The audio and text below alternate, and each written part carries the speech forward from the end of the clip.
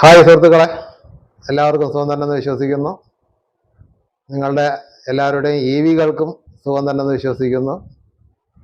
ഇനി അഥവാ EVകൾക്ക് സുഖമില്ല എന്നുണ്ടെങ്കിൽ ഇന്നത്തെ വീഡിയോ ആ സുഖമില്ലാത്ത EVകൾക്ക് ഒരു ഡോക്ടറുടെ പരിചരണം എങ്ങനെ നമുക്ക് കിട്ടുന്നോ അതുപോലെ പരിചരിക്കാൻ അറിയാവുന്ന ഒരാളിൻ്റെ അടുത്താണ് ഞാനിന്ന് നിൽക്കുന്നത്. മിസ്റ്റർ അനൂപ് കുമാർ. അദ്ദേഹം ഒരു EVയുടെ എക്സ്പെർട്ടായിട്ടുള്ള ഒരു ആളാണ്. EVയെക്കുറിച്ച് എന്ത് സംശയങ്ങൾ ചോദിച്ചാലും അതിനെല്ലാം മറുപടി പറയാൻ കഴിവുള്ള, കാര്യപ്രാപ്തിയുള്ള, ദീർഘദൂര യാത്ര ചെയ്തിട്ടുള്ള ഒരു മാന്യ അദ്ദേഹമാണ്. അദ്ദേഹത്തിൻ്റെ അടുത്താണ് ഞാനിന്നുള്ളത്. നമുക്ക് അദ്ദേഹവുമായിട്ട് EVയുടെ വിശേഷങ്ങൾ ഇന്ന് പങ്കുവയ്ക്കാം. എല്ലാവർക്കും വിവോക്കിൻ്റെ ഇന്നത്തെ എപ്പിസോഡിലേക്ക് സ്വാഗതം. ചാനൽ സബ്സ്ക്രൈബ് ചെയ്യാത്ത സുഹൃത്തുക്കൾ ചാനൽ സബ്സ്ക്രൈബ് ചെയ്ത് ബെല്ലൈക്കൺ പ്രസ് ചെയ്ത് അത്യാവശ്യം ഒരു ലൈക്ക് കൂടെ ചെയ്താൽ നന്നായിരിക്കുമെന്ന് ഒരു അഭ്യർത്ഥന ആദ്യമേ ഞാൻ അറിയിക്കുന്നു.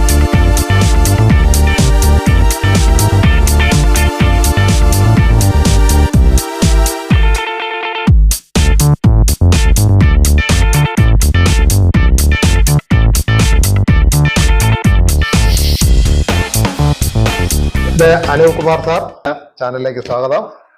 അപ്പോൾ EVകളുടെ വിശേഷങ്ങളാണ് നമുക്ക് അറിയാനുള്ളത്. നമുക്ക് ഇരുന്ന് സംസാരിക്കാം. Thank you.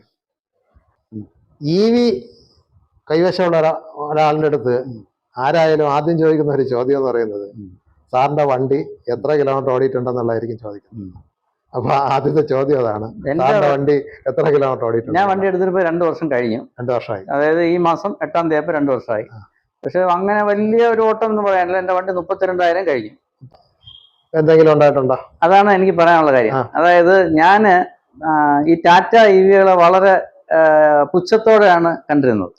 കാര്യം എന്റെ ചെറുപ്രായത്തിൽ തന്നെ എന്റെ ബന്ധുക്കൾക്കൊക്കെ ടാറ്റ, സിയറ, സഫാരി അങ്ങനെയുള്ള ബന്ധുക്കളൊക്കെ ഉണ്ടായിരുന്നു.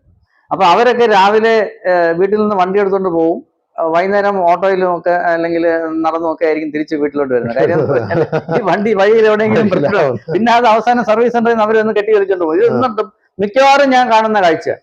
അപ്പൊ ഇത് അതുപോലെ തന്നെ എന്റെ പിന്നെ ഭാര്യ സഹോദരനും ഒരു വണ്ടി എടുത്തായിരുന്നു, ടാറ്റ പിന്നെ ഇൻഡിക്ക എടുത്തായിരുന്നു.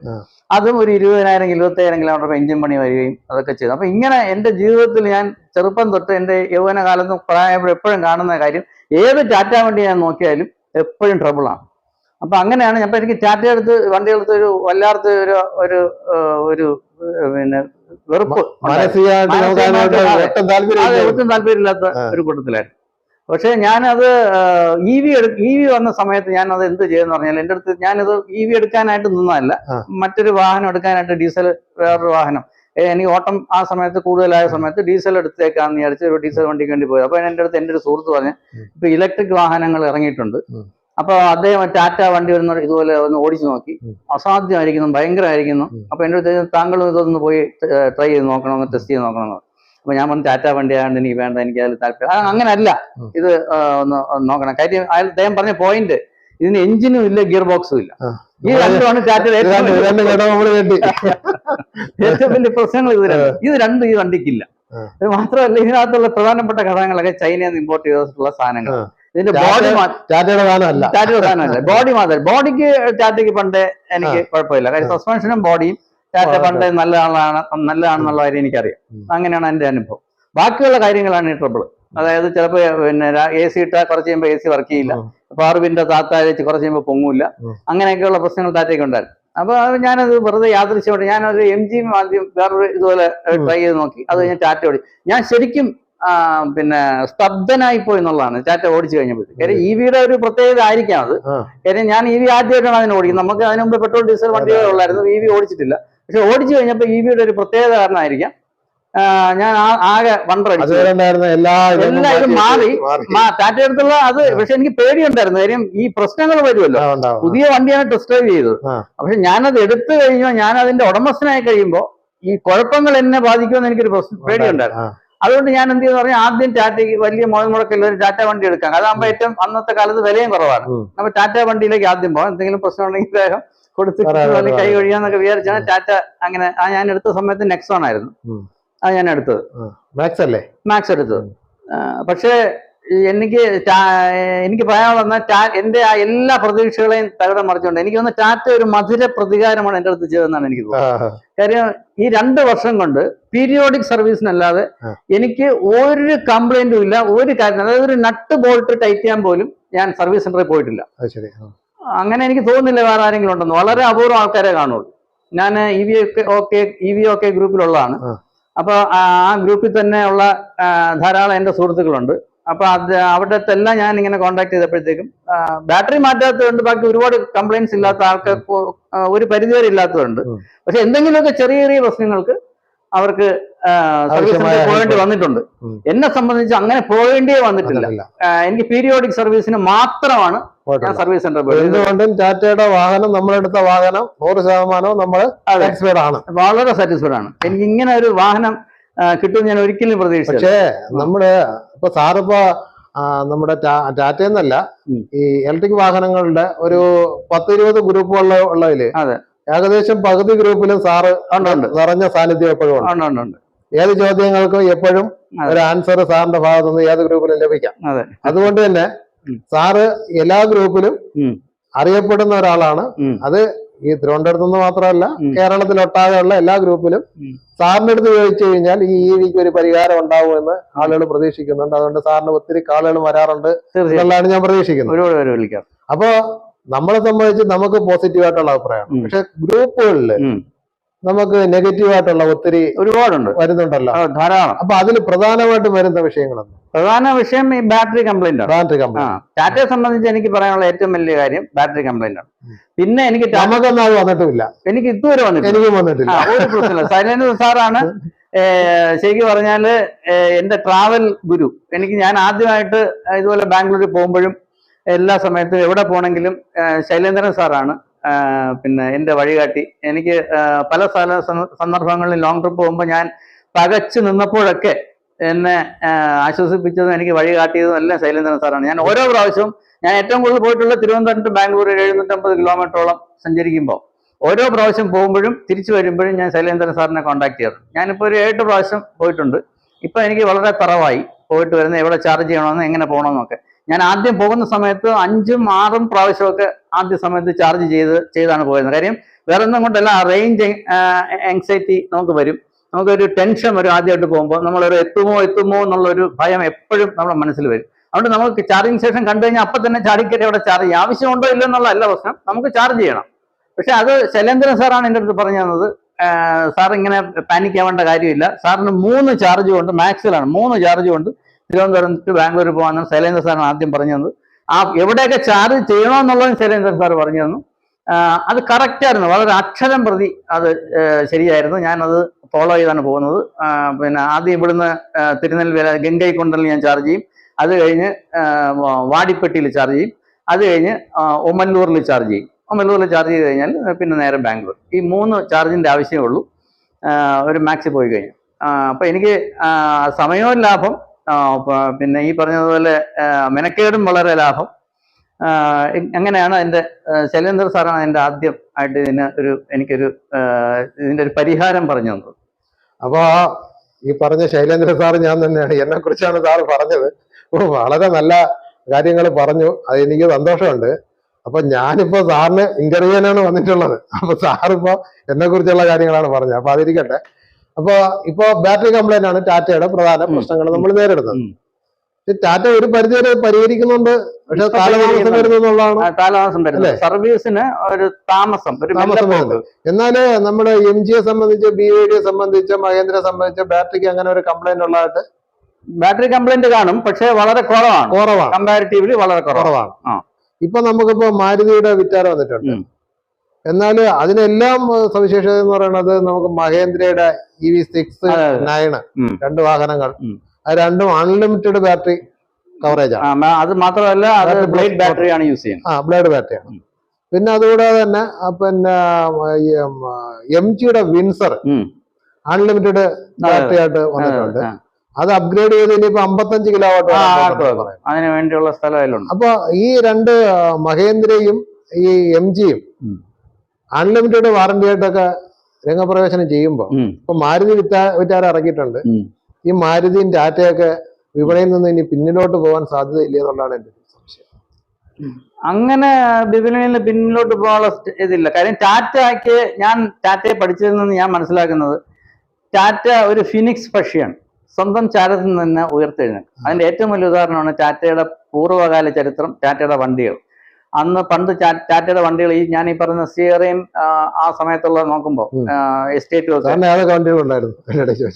എനിക്ക് ടാറ്റ സിയറ ഉണ്ടായിരുന്നു, പിന്നെ R8 ഉണ്ടായിരുന്നു, പിന്നെ കൊറോള ഉണ്ട്, പിന്നെ ഓട്ടോ ഉണ്ട്, പിന്നെ ഇതുണ്ട്. അപ്പൊ ഏത് ഇയർ പോലെ വാഹനം ഉപയോഗിച്ചു തുടങ്ങി? വാഹനം ഉപയോഗിച്ച് എനിക്കിപ്പോ 60 വയസ്സ് കഴിഞ്ഞു. പിന്നെ ഞാനൊരു 20 വയസ്സിൽ ഡ്രൈവിംഗ് പഠിച്ച് 20 വയസ്സ് 40 വർഷം കൊണ്ട് വണ്ടി ഉപയോഗിക്കാം. അപ്പൊ അതുകൊണ്ട് ആദ്യമായിട്ട് ഉപയോഗിച്ച വണ്ടി, പഠിച്ച വണ്ടി ഫിയറ്റ് ആണ്. ഞാൻ സ്വന്തമായിട്ട് പിന്നെ എടുത്ത വണ്ടി ഒരു അംബാസഡർ എടുക്കുകയും അത് പിന്നെ ഡീസൽ ചെയ്ത് AC ഒക്കെ ആക്കി ഡീസൽ. അന്ന് 90കളിൽ അങ്ങനെ ഒരു ട്രെൻഡ് ഉണ്ടായിരുന്നു കേരളത്തിൽ. ഒരു പഴയ വണ്ടി എടുത്തു കഴിഞ്ഞാൽ അതിന്റെ പെട്രോൾ എഞ്ചിൻ മാറ്റുകയും അതിന് പിന്നെ ഒരു മെറ്റഡോറിന്റെ ഒരു എഞ്ചിൻ കയറ്റി അതിനെ ഡീസലൈസ് ചെയ്ത് അതിന് AC ഒക്കെ വെച്ച് ഉപയോഗിക്കുന്ന ഡീസലിലേക്ക് പോകുമ്പോൾ പ്രത്യേകത അതിഭയങ്കരമായ പിന്നെ സ്ട്രെയിൻ. അതാണ് അതിന്റെ പ്രത്യേകത. ലാഭം ഉണ്ടെന്ന് വെച്ചുകൊണ്ട് കാര്യം ഡീസലിനാകുമ്പോഴത്തേക്ക് അതിന്റെ മൈലേജിന്റെ വ്യത്യാസമുണ്ട്, ലാഭമുണ്ട്. പക്ഷേ ഏറ്റവും വലിയ ഇവിടെ കുഴപ്പമെന്ന് പറഞ്ഞാൽ പെട്രോൾ എഞ്ചിനിൽ വഹിക്കാൻ വേണ്ടിയുള്ള ഈ വണ്ടിയിലാണ് നമ്മൾ ഡീസൽ എഞ്ചിൻ വയ്ക്കുന്നത്. അപ്പൊ അത് ഒരിക്കലും ആ വണ്ടി അക്സെപ്റ്റ് ചെയ്യില്ല, അതിന് താങ്ങാൻ പറ്റില്ല, അത്രയ്ക്ക് സ്ട്രെയിൻ ആണ് ആ വണ്ടിക്ക്. ഡീസൽ എഞ്ചിൻ എന്നും പണിയാണ്, മനസ്സിലായി. നമ്മളിപ്പോ ഇവിടുന്ന് ഒരു 250 കിലോമീറ്റർ 300 കിലോമീറ്റർ ഓടിക്കഴിഞ്ഞ് തിരിച്ചു വന്നാൽ നേരെ വർക്ക്ഷോപ്പിലോട്ടാണ് പിറ്റേ ദിവസം. എനിക്കറിയാം, നമ്മൾ ഈ ലോങ് ട്രിപ്പ് അതിലേക്ക് പോകുമ്പോഴത്തേക്ക് ഒരു 4 മണിക്കൂർ യാത്ര ചെയ്ത് കഴിഞ്ഞാൽ വണ്ടി വഴിയിലൊതുക്കി നമ്മളിപ്പോ ഒരു പിന്നെ ഇപ്പൊ നമ്മളെ പൊന്മുടി പോലുള്ള സ്ഥലങ്ങളിൽ പോവാണെങ്കിൽ തീർച്ചയായിട്ടും നമുക്ക് താഴെ ഇറങ്ങി കയറുന്നതിന് മുമ്പ് തന്നെ റേഡിയേറ്റർ തണുപ്പിച്ചിരിക്കും. കാര്യം ആ ഓടി വരുന്ന ആ വഴിക്ക് തന്നെ ഇത് കുറെ ചൂടായി കാണും. പിന്നെ മുകളിലോട്ട് നമുക്ക് ഈ ഫോഴ്സിൽ കയറി പോകാൻ പറ്റില്ല. താഴെ നിന്ന് റേഡിയേറ്ററിൽ വെള്ളം ഒഴിച്ച് പിന്നെ കുറച്ച് ദൂരം മോളിൽ പോയി ഒരു പകുതി ആകുമ്പോഴത്തേക്ക് പിന്നെ അവിടെ എവിടെയെങ്കിലും നീർച്ചാല് കാണും, അവിടെ നിർത്തി വീണ്ടും റേഡിയേറ്റർ തണുപ്പിച്ചിട്ട് വേണം നമുക്ക് പോകാനായിട്ട്. അതായത് വാഹന ലോകത്ത് 40 വർഷം കൊണ്ട് സാറ് നിൽക്കുന്നത് കൊണ്ട് എല്ലാ വാഹനങ്ങളെ കുറിച്ചുള്ള എല്ലാ ഡീറ്റെയിൽസും സാറിന് അറിയാം. അതുകൊണ്ട് തന്നെ ഒരു പുതിയ ടെക്നോളജിയിലേക്ക് കടന്നു വന്നപ്പോഴത്തേക്ക് സാറിന് ഒരിക്കലും ഒരു ടെൻഷൻ ഉണ്ടായില്ല, അല്ലേ? ഇപ്പൊ ഈ നമ്മുടെ EV ഓണേഴ്സ് എഞ്ചിനും മോട്ടറിനും അല്ലാതെ മറ്റെന്തെങ്കിലും കംപ്ലൈന്റുകളുമായിട്ട് പറഞ്ഞുകൊണ്ട് സാറിനെ വിളിക്കാറുണ്ടോ? എഞ്ചിനും മോട്ടറും അല്ലാതെ പിന്നെ ഈ സോഫ്റ്റ്വെയർ പ്രശ്നം ധാരാളം ഉണ്ട്. ഇപ്പൊ ഞാനിപ്പോ ഈ കാണുന്ന ഏറ്റവും വലിയ പ്രശ്നം ടാറ്റയുടെ സോഫ്റ്റ്വെയർ പുതിയ അപ്ഡേഷനാണ്. അത് ഒരു വലിയ പരാജയമായിട്ടാണ് എനിക്ക് തോന്നുന്നത്. പുതിയ അപ്ഡേഷൻ പരാജയമാണ്. കാര്യം പിന്നെ പുതിയ അപ്ഡേഷൻ വന്നു വെച്ചാൽ നമ്മൾ ക്രിട്ടിക്കൽ അലർട്ട് വന്നാലും വണ്ടി ഓടിക്കൊണ്ടിരിക്കും, വണ്ടി സെന്ററിലേക്ക് പോകാം. ക്രിട്ടിക്കൽ അലർട്ട് വരില്ല, അത് BMS മാറ്റി. അപ്പൊ ഇപ്പൊ ഉള്ള ലിംബ് മോഡ് വരികയുള്ളൂ. പിന്നെ 20% താഴോട്ട് ഒരു ക്വിക്ക് ഡ്രോപ്പ്, സഡൻ ഡ്രോപ്പ് അല്ല, ഒരു ക്വിക്ക് ആയിട്ടൊരു ഡ്രോപ്പ് ആണ് ടാറ്റ പറയുന്നത്. ടാറ്റ ഉദ്ദേശിക്കുന്നത് എന്താണെന്ന് പറഞ്ഞാൽ 20% താഴെ നിങ്ങൾ ആരും വണ്ടി ഓടിക്കരുത് എന്നാണ് ടാറ്റ പറയുന്നത്. 20% മുമ്പേ നിങ്ങൾ ചാർജ് ചെയ്തോണം. അത് പറഞ്ഞാൽ ആരും കേൾക്കൂല. അപ്പൊ ടാറ്റ അതിനൊരു മരുന്നാണിത് അപ്ഡേഷനിലൂടെ ഉദ്ദേശിക്കുന്നതാണ് എനിക്ക് തോന്നുന്നത്. അത് പരാജയപ്പെട്ടു. അത് വളരെ ഒരു പരാജയമാണ്. കാര്യം ആളുകൾക്ക് ഒരുപാട് പ്രശ്നം ഇതുകൊണ്ട് മാത്രമല്ല, ഈ റേഞ്ചിന്റെ മാത്രമല്ല, പല ആളുകൾ ഇപ്പൊ മാക്സിൽ തന്നെ നമ്മൾ ഒരു അപ്ഡേഷൻ ചെയ്ത് കഴിഞ്ഞാൽ പലരുടെയും ഗ്രൂപ്പിലുള്ള പലരുടെയും കംപ്ലൈന്റ് ആണ്, അവർക്ക് ആക്സിലറേറ്റർ കൊടുത്താൽ വണ്ടി മുമ്പോട്ട് പോകുന്നില്ല, വണ്ടിയുടെ സ്മൂത്ത്നെസ് നഷ്ടപ്പെട്ടു, അതായത് വണ്ടിക്ക് പവർ ഇല്ല, അതുപോലെ തന്നെ റീജന്റെ ഇഫക്റ്റ് കുറഞ്ഞു. പിന്നെ അങ്ങനെ പല പല സാധനങ്ങൾ ഇലക്ട്രോണിക് പരമായി. ഇപ്പൊ തന്നെ ഇതിന് ഈ ഓഡിയോ സിസ്റ്റം അപ്ഡേറ്റ് ഉണ്ട്. അപ്പൊ ചിലപ്പോഴൊക്കെ ഓഡിയോ സിസ്റ്റം പലപ്പോഴും ഹാങ് ആവുന്നതായിട്ടാണ് പലരും പറയുന്നത്. പിന്നെ അത് രണ്ടാമത് ഓഫ് ചെയ്ത് ഓൺ ചെയ്യണം. അങ്ങനെയൊക്കെയുള്ള ഒരുപാട് കംപ്ലൈൻസ് ഇതുമായിട്ടുള്ള പ്രശ്നം, ഇതൊന്ന് അഡ്ജസ്റ്റ് ചെയ്ത് വരാനുള്ള പ്രശ്നങ്ങൾ ധാരാളമായിട്ട് കാണുന്നുണ്ട്. അത് സർവീസ് സെന്ററിൽ പരിഹരിക്കപ്പെടുന്നില്ല. അവർക്ക് അതിനെപ്പറ്റി വലിയ ഗ്രാഹ്യം ഇല്ല എന്നാണ് ഞാൻ മനസ്സിലാക്കുന്നത്. പിന്നെ ചിലപ്പോഴൊക്കെ ഒന്ന് റീഫ്ലാഷ് ചെയ്യാവുന്ന ഈ സോഫ്റ്റ്വെയർ ഒന്ന് റീഫ്ലാഷ് ചെയ്തെടുക്കാറുണ്ട്. അപ്പൊ കുറെ പേർക്കൊക്കെ ശരിയാവുന്നുണ്ട്. പക്ഷെ എങ്കിലും ഒരു പരിധി വരെ ആൾക്കാർക്ക് ഇത് ഇപ്പോഴും പ്രശ്നമായിട്ട് തന്നെ ഇരിക്കുകയാണ്. ഒരുപാട് പേർക്ക് ഇതുണ്ട്. ഞാൻ തന്നെ ഗ്രൂപ്പിൽ പറയുന്നതെന്ന് പറഞ്ഞാൽ നിങ്ങൾ കഴിയുന്നതും അപ്ഡേറ്റ് അവോയ്ഡ് ചെയ്യുക, അപ്ഡേറ്റ് വേണ്ടാന്ന് പറയുക. കാര്യം ഇങ്ങനെയുള്ള പ്രശ്നങ്ങളാണ്. മൈലേജ് കൂടുതൽ ചിലപ്പോൾ കിട്ടുന്നുണ്ടായിരിക്കാം, ഈ 20% വരെ കുറച്ച് നമ്മൾ പതുക്കെ ഓടിച്ച് കുറച്ച് മൈലേജ് കൂടുതൽ കിട്ടുന്നുണ്ടായിരിക്കാം. പക്ഷെ അതിൽ കൂടുതൽ തലവേദനകളാണ് അപ്ഡേറ്റിലൂടെ വരുന്നത്. ഇപ്പൊ ഈ ഓക്സിലറി ബാറ്ററി കംപ്ലൈന്റുകളായിട്ട് ഒത്തിരി പേര് വിളിക്കുന്നുണ്ട്. അപ്പൊ അത്തരത്തില് സാറിനെ വിളിച്ചിട്ടുള്ള ആൾക്കാരുണ്ടോ? ബാറ്ററി പോയി കഴിഞ്ഞാൽ നമുക്ക് വണ്ടി ചാർജ് ചെയ്യാൻ പറ്റാത്ത അവസ്ഥയുണ്ട്. വണ്ടിയുടെ ക്ലസ്റ്റർ ഓൺ ആവുന്ന രാവിലെ റിമോട്ടിൽ നമുക്ക് വണ്ടി ഓൺ ചെയ്യാൻ പറ്റുന്ന മാത്രമല്ല വണ്ടി ചാർജ് ചെയ്യാൻ പറ്റില്ല. ചിലപ്പോൾ ക്രിട്ടിക്കൽ അലർട്ടിന്റെ ഒരു ഫാൾസ് മെസ്സേജ് തന്നെ ചിലപ്പോൾ വണ്ടിയിൽ വരും. ടാറ്റയെ കുറിച്ചാണ് നമുക്ക് കംപ്ലൈന്റ് ഉണ്ട്. മഹേന്ദ്രയോ MGയോ അല്ലെങ്കിൽ BYDയെ കുറിച്ച് എന്തെങ്കിലും അങ്ങനെ ആരും BYDയെ കുറിച്ച് ആരും കംപ്ലൈന്റ് പറഞ്ഞായിട്ട് കേട്ടിട്ടില്ല. പക്ഷെ BYDയെ കുറിച്ച് ഒരു കംപ്ലൈന്റ് ഞാൻ കേട്ടെന്ന് പറഞ്ഞാല്, നമ്മുടെ ഗ്രൂപ്പിലുള്ള ആളല്ല, അദ്ദേഹത്തിന്റെ ഒരു സുഹൃത്താണ്. ഇതും കൊണ്ട് പിന്നെ കാശ്മീർ പോയിരുന്നു. കാശ്മീർ പോയപ്പോ മല മോളിൽ കയറിയില്ല, ഹീറ്റായി. മറ്റേ E6 എന്ന് പറഞ്ഞ മോഡൽ, അതാണ്. അപ്പൊ അതും കൊണ്ട് മോളിൽ പോയപ്പോ ഹീറ്റായി, വണ്ടി കയറാൻ പറ്റാതായി. അവസാനം പകുതി എത്തി തിരിച്ച് സീസായി വണ്ടി അവിടെ നിന്നു, തിരിച്ചു വന്നു.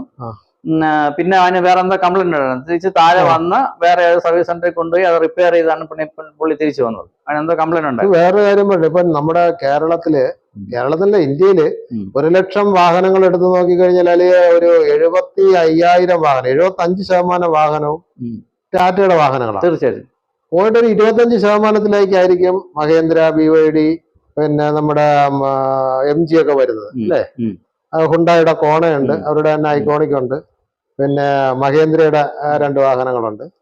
അപ്പൊ ഈ വാഹനങ്ങളുടെ എണ്ണം കൂടുതലായതുകൊണ്ടല്ലേ ടാറ്റയ്ക്ക് നമുക്ക് അങ്ങനെ പറയാം, ഒരു പരിധിവരെ അത് പറയാം. പക്ഷെ എങ്കിലും എന്റെ അഭിപ്രായത്തില് ടാറ്റ ടാറ്റയുടെ വണ്ടിയുടെ എനിക്ക് തോന്നുന്നു കുറച്ചുകൂടെ ഒന്ന് ടാറ്റ ശ്രദ്ധിക്കേണ്ടിയിരിക്കുന്നു, പ്രത്യേകിച്ച് ക്വാളിറ്റി കൺട്രോള്. പണ്ടും ടാറ്റയ്ക്ക് അല്പം മോശമായിട്ടാണ് എനിക്ക് ഫീൽ ചെയ്തിരുന്നത്. ഇപ്പോഴും എന്റെ അഭിപ്രായം ടാറ്റ കുറച്ചുകൂടെ ക്വാളിറ്റി കൺട്രോൾ ശ്രദ്ധിക്കണം. സർവീസ് സെന്ററുകളിൽ ശ്രദ്ധിക്കണം, ടാറ്റ തന്നെ ശ്രദ്ധിക്കണം. സർവീസ് സെന്ററിനെ നമ്മൾ ഒരു പരിധി കൂടുതൽ കുറ്റം പറയേണ്ട കാര്യമില്ല. കാര്യം അവർക്ക് പരിമിതികളുണ്ട്. ടാറ്റയാണ് തലപ്പത്തിരിക്കുന്നത്. തല നന്നായിരുന്നാലല്ലേ വാലി ശരിയാവും. അതുകൊണ്ട് ഈ സ്പെയർ പാർട്സുകളെ സംബന്ധിച്ചുള്ള അത് ഞാൻ പറയാൻ വന്നത്, എന്റെ വണ്ടിയുടെ ഇത്രയും കുഴപ്പമില്ലെന്നൊക്കെ പറഞ്ഞെങ്കിലും എന്റെ വണ്ടിയുടെ പിന്നെ ഡിക്കി മാറ്റിയതാണ്. ഡിക്കി മാറ്റിയെന്ന് പറഞ്ഞാൽ ഒരിക്കൽ ഒരു ബൈക്കുകാരൻ കൊണ്ട് പുറകെ തട്ടി എന്റെ ഡിക്കി മാറ്റേണ്ടി വന്നു. അപ്പൊ ഡിക്കി മാറ്റേണ്ടി വന്നപ്പോൾ ഉള്ള കുഴപ്പമെന്ന് പറഞ്ഞാൽ ഈ സാധനം വരാൻ 1 മാസമാണ് എടുത്തത്. 1 മാസം ഈ ഡിക്കി വരാനായിട്ട്. പൂനെയിൽ സാധനം വരാൻ അത് ഇങ്ങനെ 1 മാസം എന്റെ അടുത്ത്. ഞാൻ സർവീസ് സെന്ററിൽ പോയപ്പോ ഞാൻ അവിടെ നിന്ന് തന്നെ എടുത്ത ഇൻഷുറൻസ് ആയതുകൊണ്ട് അവരെല്ലാം വളരെ പെട്ടെന്ന് പുട്ടപ്പീര് തന്നു. എന്റെ സാറ് 2 ആഴ്ച കഴിഞ്ഞ് വന്നാൽ മതി, ഞങ്ങൾ വിളിക്കാം. അപ്പൊ സാർ വന്നാൽ മതി. 2 ആഴ്ചയായി 3 ആഴ്ചയായി ഇവര് വിളിക്കുന്നില്ല. അവസാനം ഞാൻ വിളിച്ചു കഴിഞ്ഞിട്ട് ഒരു അനക്കമില്ല. അപ്പൊ ഞാൻ എന്ത് ചെയ്യുന്നത്, ടാറ്റയ്ക്ക് മെയിൽ ചെയ്തു. ഇങ്ങനെ വളരെ മോശം സർവീസാണ്, എന്റെ വണ്ടി ഇതാണ്, എന്റെ നമ്പർ എല്ലാം വെച്ച് ഞാൻ ടാറ്റയ്ക്ക് മെയിൽ ചെയ്ത് പിറ്റേ ദിവസം തന്നെ എന്നെ സർവീസ് സെന്ററിൽ നിന്ന് മാനേജർ വിളിച്ചു, സാറേ ക്ഷമിക്കണം, സാധനം വന്നിട്ടുണ്ട്, ഞങ്ങൾ അറിയിക്കാൻ വിട്ടുപോയതാണ്, സാർ ഉടനെ സാധനം വണ്ടി കൊണ്ടുവരണം, ഞങ്ങൾ നാളെ തന്നെ ശരിയാക്കി തരാം. അപ്പൊ സാധനം ഇവിടെ നേരത്തെ വന്നിട്ട് അവരെ അറിയിക്കായിരുന്നാണ്. ഉത്തരവാദിത്തം ടാറ്റ പിടിച്ച് വരട്ടിയപ്പോഴത്തേക്ക് സംഗതി ശരിയായി. അവരെ കൊണ്ടുവരാൻ പറഞ്ഞ് 10 ദിവസം വണ്ടി അവിടെ ഇടേണ്ടി വന്നു. കാര്യം ഇതിന്റെ സാധനങ്ങളൊക്കെ എടുത്ത് മാറ്റി ഇത് പെയിന്റ് ചെയ്ത് വർക്കൊക്കെ വളരെ നീറ്റാണ്. അതിലൊക്കെ ഞാൻ ഫുള്ളി സാറ്റിസ്ഫൈഡ് ആണ്. സ്പെയർ കിട്ടാനുള്ള താമസം, ആ കസ്റ്റമേഴ്സിന്റെ അടുത്ത് അങ്ങോട്ട് അവര് ഇടപെടുന്ന രീതി അത് ഒരു മെല്ലപ്പൊക്കാണ്. അത് മാറ്റേണ്ടിയിരിക്കുന്നു. പ്രത്യേകിച്ച് ഇപ്പൊ വളരെ കോമ്പറ്റീറ്റീവ് ആയിട്ട് എല്ലാവരും ഇറക്കി. പണ്ട് ടാറ്റയ്ക്ക് മാത്രമേ ഉള്ളായിരുന്നു, പിരിഞ്ഞും നോക്കേണ്ട കാര്യമില്ല. ഇപ്പൊ അങ്ങനെയല്ല, രാജാവായിരുന്നു. ഇപ്പൊ രാജാവിന്റെ കസേരക്ക് ഇളക്കം തരുന്നുണ്ട്. കസേര എണീറ്റ കസേര വലിച്ചു പോകാറില്ല. അതുകൊണ്ട് കസേരയിൽ ഇരിക്കണമെന്നുണ്ടെങ്കിൽ നല്ല സർവീസ് കൊടുക്കണം ആളുകൾക്ക്. കാര്യം ഇത് 10 പേര് വായ്ത്താരിയാണ്, 10 പേര് പറഞ്ഞാണ് അടുത്ത ആളുകൾ എടുക്കുന്നത്. അപ്പൊ എന്റെ അടുത്ത് തന്നെ പലരും ചോദിച്ചിട്ടുണ്ട്, ടാറ്റ വണ്ടി നല്ലതാണ്, അതിനെപ്പറ്റി ആർക്കും അതില്ല, നല്ല വണ്ടികളാണ് ടാറ്റ, പക്ഷെ സർവീസ് വളരെ മോശമല്ലേ സാറേ എന്ന് എന്റെ അടുത്ത് വളരെ ചോദിച്ചിട്ടുണ്ട്. അപ്പൊ ഞാനൊന്നും ഉത്തരം പറഞ്ഞില്ല. കാര്യം അതിൽ സത്യമുണ്ട്, വണ്ടി നല്ലതാണ്, പക്ഷെ സർവീസ് വളരെ ഇമ്പ്രൂവ് ചെയ്യാനുണ്ട്. പക്ഷെ ടാറ്റ ഇമ്പ്രൂവ് ചെയ്യുന്നുണ്ട്, ഇല്ലെന്ന് ഞാൻ പറയുന്നില്ല. ടാറ്റ വളരെ ഇമ്പ്രൂവ് ചെയ്യുന്നുണ്ട്. സർവീസ് സെന്റേഴ്സിന്റെ അവരുടെ പെരുമാറ്റത്തിലും അവരത് ഹാൻഡിൽ ചെയ്യുന്നതിലും കാര്യങ്ങളൊക്കെ പണ്ടത്തെ അപേക്ഷിച്ച് വളരെ ഇമ്പ്രൂവ് ചെയ്യുന്നുണ്ട്, ഇല്ലെന്നല്ല. എങ്കിലും ഇപ്പൊ ഈ ഇന്റർനാഷണൽ രീതിയിലൊക്കെ ഉള്ള വണ്ടികൾ വരുമ്പോ ആ രീതിയിലേക്ക് ടാറ്റ ഉയർത്തപ്പെടണം. കാര്യം നമ്മുടെ സ്വന്തം വണ്ടിയായത്, നമ്മുടെ നാട്ടിൽ തന്നെ, നമ്മുടെ ഭാരതത്തിന്റെ തന്നെ വണ്ടിയാണ് ടാറ്റ മഹീന്ദ്ര. അത് മുൻപന്തിയിൽ നിൽക്കണമെന്ന് തന്നെയാണ് നമ്മുടെ അത് ഏറ്റവും ശരി വലിയ തന്നെയാണ്. കാരണം ഞാൻ ഈ അടുത്ത കാലത്ത് കണ്ണൂർ പോയപ്പോഴത്തേക്കുണ്ട് ഒരു ചാർജിങ് സ്റ്റേഷൻ ഇട്ടിരിക്കുന്ന ശശി തറയിൽ എന്ന് പറയുന്ന അദ്ദേഹത്തിന്റെ അഡ്രസ്സാണ് തറയുടെ വീട്ടുപേരാണ്. അപ്പൊ അദ്ദേഹം വാഹനം എടുക്കുന്നു, ഏത് വാഹനം കൊള്ളാമെന്ന് എൻ്റെ അടുത്തൊരു അഭിപ്രായം ചോദിച്ചു. അപ്പൊ ഞാൻ ആൾറെഡി പറഞ്ഞതെന്ന് വെച്ച് കഴിഞ്ഞാൽ അന്ന് MG വിൻസർ സ്റ്റാർട്ട് ചെയ്ത സമയം ഞാൻ MG വിൻസർ എടുക്കാൻ പറഞ്ഞു. അതുകൊണ്ട് കാരണം പറഞ്ഞ് ചൈനീസ് വണ്ടി ആവുകൊണ്ട് എനിക്ക് താല്പര്യമില്ല, ഒരു സ്വദേശിയായിട്ടുള്ള ഒരു വാഹനം തന്നെ വേണം. അങ്ങനെയാണ് ഞാൻ നോക്കുന്നത്. അപ്പോഴാണ് ഞാൻ പറഞ്ഞ മഹേന്ദ്രയ്ക്ക് ഇങ്ങനെ ഒരു EV6 ഒരു 9 വരാൻ സാധ്യതയുണ്ട്. അത് ഇറങ്ങുന്നത് ഇന്ത്യയിൽ തന്നെ വിപ്ലവം സൃഷ്ടിച്ചുകൊണ്ടായിരിക്കും അത് വരുന്നത്. നല്ല വണ്ടി ഞാൻ നോക്കി, നല്ല സൂപ്പർ വണ്ടിയായിരിക്കും. ബെൻസിനെ കടത്തി വെട്ടി, അതായത് ഇന്ത്യൻ ടെസ്ല എന്ന് വേണമെങ്കിൽ പറയാം, ആ രീതിയിലാണ് വരുന്നത്. അപ്പൊ അത് നോക്കിയാതെന്ന് പറഞ്ഞു അദ്ദേഹം അത് ബുക്ക് ചെയ്തു. വണ്ടി ഡൽഹി മോട്ടോർ എക്സ്പോയിൽ വന്നതിന് ശേഷം അതിന്റെ വിവരങ്ങളൊക്കെ അറിഞ്ഞതിന് ശേഷം ഞാൻ തന്നെ പല വീഡിയോസ് പോസ്റ്റ് ചെയ്തിട്ടുണ്ട്. പുള്ളിക്കാരൻ EV6 ബുക്ക് ചെയ്തു. അപ്പൊ അങ്ങനെ കുറെ പേരുണ്ട്. അതായത് നമ്മുടെ നാട്ടിലുള്ള ഒരു സംരംഭം തന്നെ നന്നായിട്ട് മുന്നോട്ട് വരണം എന്ന് ആഗ്രഹിക്കുന്ന ആൾക്കാരിൽ ഒരാളാണ് സാറും ഞാനും. അപ്പൊ അതുകൊണ്ട് തന്നെ ടാറ്റ ഈ കാര്യങ്ങളിൽ ഇത്തിരി മെച്ചപ്പെട്ട രീതിയിൽ സർവീസ് കൈകാര്യം ചെയ്യണം എന്നുള്ളതിനാണ് എൻ്റെ അഭിപ്രായം. പിന്നെ സാറിപ്പോ ഏതൊക്കെ ഗ്രൂപ്പുകളിലാണ് സജീവമായിട്ട്? ഞാൻ പ്രധാനമായിട്ടുള്ള EV ഒക്കെയാണ്. അദ്ദേഹമാണ് റിജിമോൻ, അദ്ദേഹമാണ് എന്റെ പ്രസിഡന്റ്. സാറ് ജില്ലയുടെ ഞാൻ അതിന്റെ ജോയിന്റ് കൺവീനർ, തിരുവനന്തപുരത്ത് ട്രിവാൻഡ്രം ജില്ലയിലെ ജോയിന്റ് കൺവീനർമാരിൽ ഒരാളാണ്. ഇവിടുത്തെ പിന്നെ ഈ ട്രിവാൻഡ്രം ജില്ലയിലെ ചെയർമാൻ സത്താർ സാർ എന്ന് പറയുന്നത് അദ്ദേഹമാണ്. അപ്പൊ പിന്നെ ഞാൻ വേറെ ഗ്രൂപ്പുകൾ എന്ന് പറഞ്ഞാല് ഇതും പിന്നെ വേറെ 2-3 ഗ്രൂപ്പിൽ വേറെ ഒരുപാട് ഗ്രൂപ്പുകൾ ഉണ്ടായിരുന്നു. അപ്പൊ ഈ സമയത്തിന്റെ കുറവ് കാരണം ഇവോക്കിലും മാത്രം വേറെ 1-2 അതുപോലെയുള്ള വേറെ 1-2 ചെറിയ ഗ്രൂപ്പുകളിലും കൂടെ ഉണ്ട്. പഴയതുപോലെ ഒരു 8-10 ഗ്രൂപ്പുകൾ ഉണ്ടായിരുന്നു. അത് അതിൽ നിന്നൊക്കെ പൊതുവെ മാറി നിൽക്കുക. അപ്പൊ ഇപ്പൊ സാറ് പോയിട്ടുള്ളതിൽ ഏറ്റവും ദീർഘദൂര സർവീസ് എന്ന് പറയുന്നത്, പോയ യാത്ര എന്ന് പറയുന്നത് ബാംഗ്ലൂരാണ്. ട്രിവാൻഡ്രം ബാംഗ്ലൂർ. ഇനി അടുത്തൊരു ലോങ് ട്രിപ്പ് പോകാൻ താല്പര്യം ഉണ്ടെങ്കിൽ എവിടെ ആയിരിക്കും? അത് ഞാൻ ശൈലേന്ദ്രൻ സാറിന്റെ കൂടെ തന്നെ കുംഭമേളയ്ക്കാണ് പോകുന്നത്. നമ്മള് കുംഭമേളയ്ക്ക് പോയാൽ എന്തെന്നുള്ള ആലോചനയിലാണ്. ഒരു പക്ഷേങ്കിൽ നമ്മള് ഇവിടെ വന്ന് പുറപ്പെടും. 26-ാം തീയതി ലാസ്റ്റ് ഡേറ്റ്. നമ്മൾ അതിന് മുന്നേ ഒന്ന് പോകണം എന്നുള്ള ഒരു തീരുമാനത്തിലാണ്. അത് നമ്മൾ യാത്ര പോകണമെന്നുണ്ടെങ്കിൽ നമുക്ക് ചാനലിൽ അപ്ഡേറ്റ് ചെയ്യാം. ഓക്കെ. പിന്നെ ഇനി അടുത്ത് പിന്നെ EV കുറിച്ച്, മറ്റ് EVകളെ കുറിച്ച് ഉള്ള സാറിന്റെ അഭിപ്രായം എന്താണ്? ഇനി സാർ, അതായത് സാർ ഒരാളിപ്പോ ഒരു EV എടുക്കാൻ വന്നാൽ സാറിന്റെ അടുത്ത് ഒരു സജഷൻ ചോദിക്കുകയാണ്, ഞാനൊരു EV എടുക്കാൻ ആഗ്രഹിക്കുന്നു, ഏത് കമ്പനിയുടെ ഏത് വാഹനം എടുക്കണമെന്ന് ചോദിച്ചാൽ സാർ ഏത് വാഹനമായിരിക്കും പ്രിഫർ ചെയ്യുന്നത്?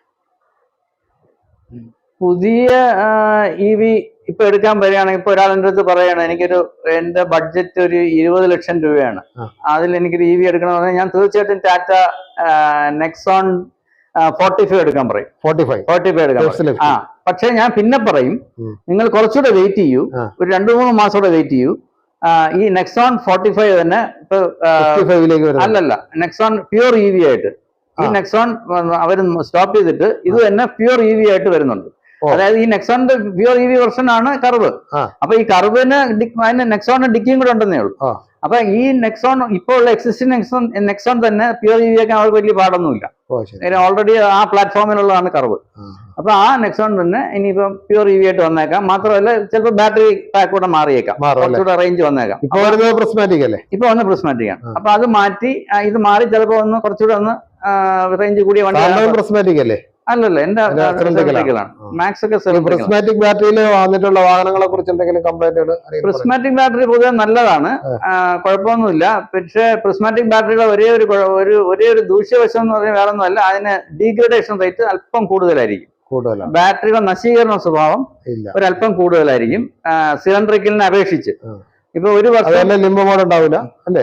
അല്ല, കുറച്ചുകൂടെ ഫാസ്റ്റ് ആയിട്ട് ചാർജ് ചെയ്യാൻ പറ്റും, കുറച്ച് സ്പീഡിൽ ചാർജ് ചെയ്യാൻ പറ്റും. ചാർജിങ് ഹീറ്റ് റെസിസ്റ്റൻസ് കുറച്ച് കൂടുതലാണ്. അപ്പൊ അങ്ങനെയൊക്കെയുള്ള ഗുണങ്ങൾ. പിന്നെ മോഡേൺ ബാറ്ററിയാണ്. സിലിണ്ടറിക്കൽ ഇപ്പൊ അങ്ങനെ ആരും ഉപയോഗിക്കാറില്ല, നേരത്തെ ആയിരുന്നു ഉപയോഗിച്ചിരുന്നതാണ്. അപ്പൊ അത് മാറ്റി. പിന്നെ ചെലവ് കുറവാണ് സിലിണ്ടറിക്കലിന്. പ്രിസ്മാറ്റിക്കിന് കുറച്ചുകൂടെ ചെലവ് കൂടിയ ബാറ്ററിയാണ്, അതുകൊണ്ടായിരിക്കാം ടാറ്റ അതിലേക്ക് അപ്പൊ വരാൻ താമസിച്ചത്. അപ്പൊ ടാറ്റ തന്നെയാണ് സാറ് വീണ്ടും പ്രിഫർ ചെയ്യുന്നത്? തീർച്ചയായിട്ടും ടാറ്റ തന്നെ. കാര്യം ഞാൻ പറയുന്നത് ടാറ്റയുടെ യാത്രാസുഖം അതിസുന്ദരമാണ്, ഭയങ്കരമാണ്. കാര്യം ഈ ഇത്രയും പ്രൈസ് റേഞ്ചില് ഇത്രയും കുറച്ച് പ്രൈസ് കൊടുത്തിട്ട് ഒരു ജർമ്മൻ വെഹിക്കിളിന്റെ ഒരു സ്റ്റേഡിനെസ് കിട്ടണമെങ്കിൽ മറ്റൊന്നിനും നോക്കില്ല. മറ്റുള്ള ഇപ്പൊ നമ്മൾ വേറെ ഒരുപാട് ടാറ്റയും മഹീന്ദ്രയും നമ്മൾ പറയണം. മഹീന്ദ്രയും നല്ല കംഫർട്ടബിൾ ആണ്. ബാക്കിയുള്ള വണ്ടികൾക്കെല്ലാം ഒരു യൂറോപ്യൻ സസ്പെൻഷനാണ് അവരുടെ. ബാക്കിയുള്ള എല്ലാ ഇവികളും ഉണ്ട്. എല്ലാ ഇവികളും നല്ലതാണ്, ഒരു ഇവി മോശമല്ല, എല്ലാ ഇവികളും നല്ലതാണ്. ടാറ്റയേക്കാൾ എല്ലാത്തിനും ബാക്കിയുള്ള ഇവികൾക്ക് റേഞ്ച് അല്പം കൂടുതലും ഉണ്ട്. കംപ്ലൈൻസും പൊതുവേ കുറവാണ്. പക്ഷെ അത് ഈ പറയുന്ന പോലെ ഇറങ്ങുന്നത് കുറവാണ്, അതുകൊണ്ട് കംപ്ലൈൻസ് ചിലപ്പോൾ കുറവായിരിക്കാം. പക്ഷെ എങ്കിലും ഇവികളൊക്കെ നല്ലതാണ്. പക്ഷെ ഈ കംഫർട്ട് എന്റെ അഭിപ്രായത്തിൽ ഞാൻ പല ഇവികൾ ഓടിച്ച് നോക്കിയിട്ടുണ്ട്. ഈ പ്രൈസ് റേഞ്ചിൽ വെച്ച് നോക്കുമ്പോഴുള്ള വണ്ടികളിൽ ടാറ്റയ്ക്ക് നല്ല കംഫർട്ട് ഉണ്ട്. ഇപ്പൊ നമ്മുടെ കാലത്തിനനുസരിച്ചുള്ള മാറ്റങ്ങൾ ലോകം മുഴുവൻ ഉണ്ടായിക്കൊണ്ടിരിക്കുകയാണ്. അപ്പൊ നമ്മുടെ ഡൽഹിയിൽ നടന്ന EV എക്സ്പോയില് അല്ല മൊബൈലിറ്റി എക്സ്പോയില് പുതുതായിട്ടൊരു വാഹനം അവതരിപ്പിച്ചു. അതായത് സോളാർ വിത്ത് EV വെഹിക്കിൾ. അപ്പൊ അത് 3 ലക്ഷം രൂപ റേഞ്ച് മുതൽ 5 ലക്ഷം രൂപ വരെ അവരിപ്പോ പറയുന്നുണ്ട്. ഒരു വർഷം നമ്മൾ ഫുള്ളായിട്ട് ചാർജ് ചെയ്ത് ഓടണമെന്നുണ്ടെങ്കിൽ ഒരു 3000 കിലോമീറ്റർ വരെ നമുക്ക് സോളാറിൽ ഓടാന്ന് പറയും. അപ്പൊ ഭാവിയില് ഇപ്പൊ നമുക്ക് ഇലക്ട്രിക് വാഹനങ്ങളായി, ഹൈഡ്രജൻ വാഹനങ്ങൾ വിപണിയിൽ പണികളൊക്കെ നടന്നുകൊണ്ടിരിക്കുന്നു, സോളാർ വാഹനങ്ങളും വന്നു കഴിഞ്ഞു. ഇതില് ഏത് വാഹനമായിരിക്കും നമ്മള് 2030 ആകുമ്പോഴത്തേക്ക്? ഇലക്ട്രിക് വാഹനങ്ങൾ തന്നെയായിരിക്കും ഭാവിയിലും വരുന്നത്. പക്ഷെ അതിന്റെ ഇലക്ട്രിക് വാഹനങ്ങളുടെ ആ രീതിയിൽ മാറ്റങ്ങൾ വരാം. ഈ പറഞ്ഞതുപോലെ ബാറ്ററി ചെലവ് വളരെ കുറച്ച് നമുക്ക് ഓടിക്കാൻ പറ്റും. പ്രത്യേകിച്ച് നമ്മുടെ വീട്ടിലൊരു സോളാർ പ്ലാന്റ് ഉണ്ടെങ്കിൽ ഇലക്ട്രിക് വാഹനങ്ങൾ നമ്മുടെ ആ റേഡിയസിനകത്ത്, നമ്മുടെ വണ്ടിയുടെ റേഞ്ചിനകത്ത് നമ്മൾ ചാർജ് ചെയ്ത് ആ റേഞ്ചിനകത്ത് നമുക്ക് പരമമായ ഫ്രീ ആയിട്ട് ഓടിക്കാൻ പറ്റും, ചെലവില്ലാതെ ഓടാം. അങ്ങനെയാണ് ഞാനും ഇപ്പൊ ഓടുന്നത്. ഞാനും സോളാർ, ഞാൻ 5.5 കിലോവാട്ട്. അപ്പൊ എനിക്ക് ഞാനിവിടെ സിറ്റിയിൽ ഓടുന്ന എല്ലാം ഫ്രീ ആണ്. അതുകൊണ്ട് മറ്റു വാഹനങ്ങൾ ഉപയോഗിക്കാറില്ല.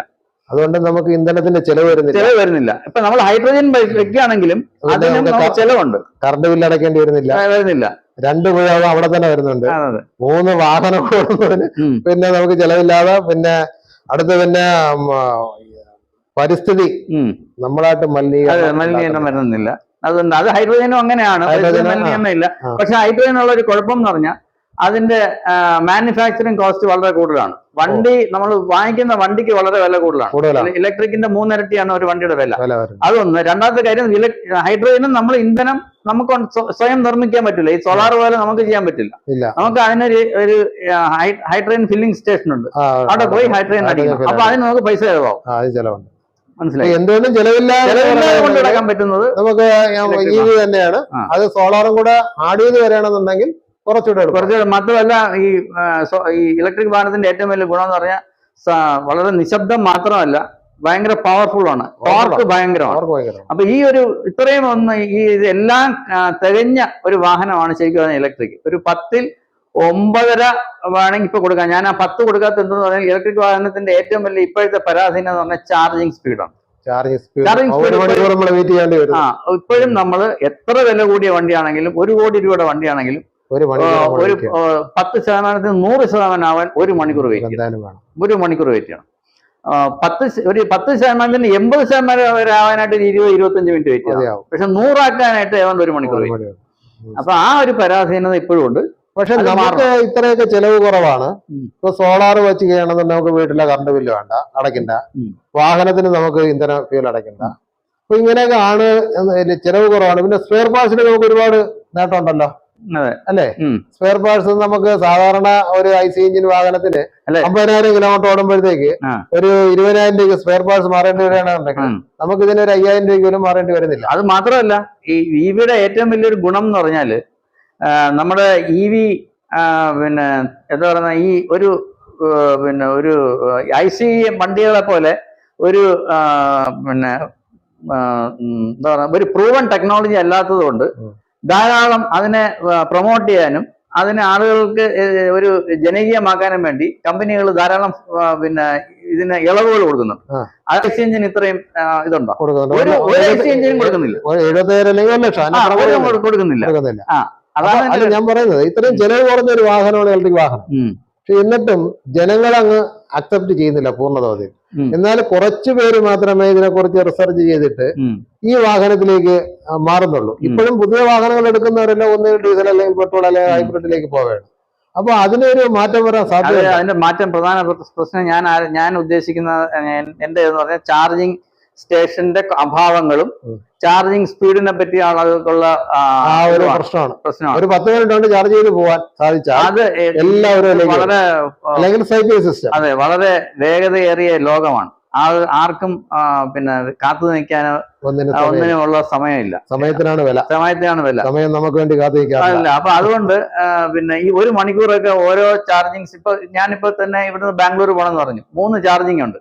അപ്പൊ എങ്ങനെ പോയാലും ഒരു 3.5 മണിക്കൂർ 3.5 മണിക്കൂർ പോക്കാണ്. പക്ഷെ അവിടെ ഒരു പോയിന്റ് ഉള്ളതെന്ന് വെച്ച് കഴിഞ്ഞാൽ ഇപ്പൊ നമ്മളിപ്പോ ബാംഗ്ലൂർ വരെയുള്ള ഒരു യാത്ര എന്ന് പറയുമ്പോഴത്തേക്ക് സാധാരണ IC വാഹനങ്ങളിൽ 13 മണിക്കൂറുണ്ട് എത്താം അല്ലെ.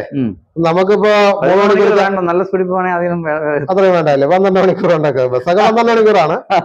അല്ല ഞാൻ ചോദിക്കണത്, ഇപ്പൊ 13 മണിക്കൂറിന് നമുക്ക് ഉള്ളില് പിന്നെ ഇപ്പൊ നമുക്കിത് EV-ലാകുമ്പോൾ 16 മണിക്കൂർ വേണം. പക്ഷെ 13 മണിക്കൂറിനുള്ളിൽ നമ്മൾ ബാംഗ്ലൂർ എത്തുമ്പോഴത്തേക്ക് നമുക്ക് ബ്രേക്ക്ഫാസ്റ്റ് വേണ്ടി വരും, ലഞ്ച് വേണ്ടി വരും, ഡിന്നർ വേണ്ടി വരും. ഇത് 3 ഇല്ലാതെ നമ്മൾ ബാംഗ്ലൂർ എത്തില്ല. അപ്പൊ നമ്മള് ബ്രേക്ക്ഫാസ്റ്റ് കഴിക്കുന്ന സമയം പോരെ നമുക്ക് ചാർജ് ചെയ്യാൻ, ലഞ്ച് കഴിക്കുന്ന സമയം പോരെ ചാർജ് ചെയ്യാൻ. അത് മതി. പക്ഷെ ഇതിനുള്ള കുഴപ്പം എന്ന് പറഞ്ഞാല് ഈ പിന്നെ നമ്മളിപ്പോ ഒരു IC എഞ്ചിനിൽ ഇപ്പൊ നമ്മൾ പോവാണ്, ഒരുമാതിരിപ്പെട്ട ഒരു IC എഞ്ചിനിൽ നമ്മൾ രാവിലെ ഒരു 6 മണിക്ക് തിരുവനന്തപുരം തിരിച്ചാല് ഒരു 6-7 മണിയാകുമ്പോൾ നമ്മള് പിന്നെ 6 മണിയൊക്കെ ആകുമ്പോഴേ നമ്മൾ എങ്ങനെ പോയാലും ബാംഗ്ലൂർ എത്തും, ഉറപ്പായിട്ടും എത്തും. അപ്പൊ ഇതിനങ്ങനെയല്ല, ചാർജ് ചെയ്ത് പിന്നെ ഒരു 8 മണിയൊക്കെ ആകുമ്പോൾ ഇത് എത്തുമെന്ന് വെച്ചോ. പിന്നെ ഇതിന്റെ ചാർജിങ്ങിനനുസരിച്ചാണ് നമ്മൾ ബ്രേക്ക്ഫാസ്റ്റ് കഴിക്കേണ്ടത്, അല്ലെങ്കിൽ ലഞ്ച് കഴിക്കേണ്ടത്, അല്ലെങ്കിൽ ഡിന്നർ കഴിക്കേണ്ടത്. അതായത് ചാർജിങ് സ്റ്റേഷൻ ഉള്ള വണ്ടിക്ക് വേണ്ടിയാണ് നമ്മുടെ ദാഹവും നമ്മൾ അഡ്ജസ്റ്റ് ചെയ്യേണ്ടത്. മറ്റത് അങ്ങനെയല്ല. നമുക്ക് വിശന്നു, നമ്മൾ പെട്ടെന്ന് റോഡിൽ പോകുമ്പോൾ ഇഷ്ടംപോലെ ഹോട്ടൽസ് ഉണ്ട്, ഏതെങ്കിലും ഒരു ഹോട്ടലിൽ നിന്ന് കഴിച്ചു പോയി. ഇതങ്ങനെയല്ല. ചാർജ് ചെയ്യുന്ന സ്ഥലത്ത് പോയി നമ്മൾ ചിലർ വെജിറ്റേറിയൻസ് ആയിരിക്കും, ചിലർ നോൺ വെജിറ്റേറിയൻസ് ആയിരിക്കും. അപ്പൊ അവരുടെ ഇഷ്ടം അനുസരിച്ച് കഴിക്കാനും ചിലപ്പോൾ പറ്റിയെന്നിരിക്കും. മനസ്സിലായില്ലേ? വണ്ടിക്ക് വേണ്ടി നമ്മൾ നമ്മുടെ രീതികൾ മാറ്റേണ്ടി വരും. അതൊരു പ്രശ്നമാണ്. ഇനി അടുത്ത് വാഹനങ്ങൾ എടുക്കാൻ ഉദ്ദേശിക്കുന്നവർക്ക്, ഇപ്പൊ IC എഞ്ചിൻ വാഹനം പെട്രോൾ എടുക്കാൻ ഉദ്ദേശിക്കുന്ന ആൾക്കാരുണ്ട്, ഡീസൽ എടുക്കാൻ ഉദ്ദേശിക്കുന്ന ആൾക്കാരുണ്ട്, ഹൈബ്രിഡ് എടുക്കാൻ ആൾക്കാരുണ്ട്, CNG വാഹനങ്ങളൊക്കെ വന്നിട്ടുണ്ട് 4 വീലറിൽ. അപ്പൊ വാഹനങ്ങൾ എടുക്കാൻ മുന്നോട്ട് വരുന്ന ആൾക്കാർക്ക് സാറിന് കൊടുക്കാനുള്ള ഉപദേശം എന്താണ്? വാഹനങ്ങൾ ഇഷ്ടാനുസരിച്ച് വാഹനങ്ങൾ എടുക്കുക. ഇലക്ട്രിക് വാഹനങ്ങൾ തന്നെയാണ് ഭാവി. പിന്നെ ലോങ് ട്രിപ്പ് പോകുമ്പം ഞാൻ ഈ പറഞ്ഞ പരാധീനതകൾ EV-ക്കുണ്ട്, പ്രത്യേകിച്ച് ചാർജിങ്ങിനെ സംബന്ധിച്ച്. പിന്നെ വാഹനം എടുക്കുമ്പോൾ എല്ലാവരും സൂക്ഷിച്ച് വണ്ടി ഓടിക്കണം, വളരെ സൂക്ഷിച്ച്. EV വണ്ടികളുടെ ഒരു പ്രത്യേകത ഞാൻ നോക്കിയിട്ടെന്ന് പറഞ്ഞാൽ ഗട്ടറിലൊക്കെ വളരെ സൂക്ഷിച്ച് ഉപയോഗിക്കണം എന്നുള്ള. ഈ വണ്ടിക്ക് ബാറ്ററി പാക്ക് അടിയിലിരിക്കുന്നതുണ്ട്, അത് സംബന്ധിച്ചുള്ള പല സാധനങ്ങളും ആ കേസിനകത്തുണ്ട്. ബാറ്ററി, BMS അങ്ങനെയുള്ള പല കാര്യങ്ങളും അതിനകത്ത് ഇരിക്കുന്നുണ്ട്. ഇത് നമ്മുടെ മറ്റ് ഒരു IC എഞ്ചിൻ വണ്ടി പോലെ റഫായിട്ട് യൂസ് ചെയ്താൽ ചിലപ്പോൾ ബാറ്ററിയെ ബാധിച്ചേക്കാം. അതിന് പ്രത്യേകിച്ച് തെളിവൊന്നുമില്ല, എന്റെ അനുഭവത്തിൽ നിന്ന് ഞാൻ പറയുകയാണ്. എന്റെ വണ്ടിക്ക് ഇതുവരെ ഒരു കുഴപ്പം വരാത്തത് അതുകൊണ്ടാണ്. സൂക്ഷിച്ച് നമ്മൾ കൈകാര്യം ചെയ്യണം. മറ്റ് വണ്ടികളെക്കാൾ കുറച്ചുകൂടെ സൂക്ഷിച്ച് ഗട്ടറിലൊക്കെ പോകുമ്പോൾ, നമ്മുടെ നാട്ടിൽ അങ്ങനെയാണ്, എപ്പോഴും അപ്രതീക്ഷിതമായി റോഡ് മെയിൻ്റനൻസ് ഒക്കെ വന്നുകൊണ്ടിരിക്കും. അപ്പൊ അങ്ങനെയുള്ള സ്ഥലങ്ങളിൽ ഒരല്പം പതുക്കെ പോയി കഴിഞ്ഞാൽ നമ്മുടെ വണ്ടിക്ക് വലിയ കുഴപ്പമൊന്നുമില്ലാതെ, ബാറ്ററി സംബന്ധിച്ച് വലിയ കുഴപ്പമില്ലാതെ ഇരിക്കും.